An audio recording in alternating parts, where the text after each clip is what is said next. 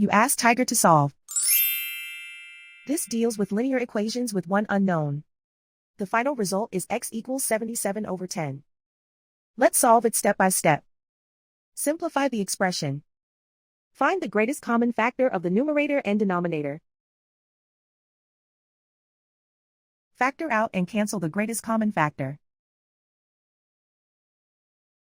Isolate the x. Multiply both sides by 55. Group like terms. Multiply the coefficients. Simplify the fraction. Multiply the fractions. Simplify the arithmetic. And so the final result is x equals 77 over 10.